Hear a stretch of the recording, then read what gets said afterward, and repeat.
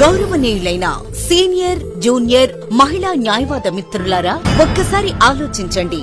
41A CRPC 35/3 BNSS నోటీసుల దుర్వినియోగంపై దేశంలోనే తొలిసారిగా ఖమ్మంలో మొట్టమొదటి రాష్ట్ర స్థాయి చర్చాగోష్ఠి నిర్వహించి సవరణల అంశాన్ని ప్రతిపాదించిన వ్యక్తి దిలీప్ తాళ్లూరి. నాన్ బెయిలబుల్ కేసుల్లో బాధితులకు జరుగుతున్న అన్యాయం, నిందితులను వెంటనే కోర్టులో హాజరుపరచాల్సిన అవసరం వంటి కీలక అంశాలను చర్చకు దారితీశారు.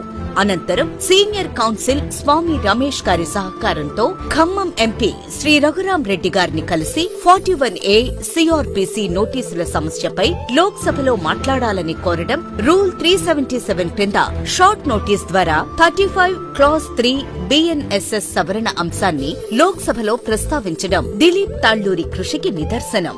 ఏ పదవి లేకుండానే కేవలం న్యాయ వ్యవస్థపై గౌరవం, న్యాయ సంస్కరణలపై నిబద్ధతతో పనిచేస్తున్న దిలీప్ తాళ్లూరికి స్టేట్ బార్ కౌన్సిల్ ఎన్నికలలో మొదటి ప్రాధాన్యత ఓటు వేసి గెలిపించవలసిందిగా మనవి.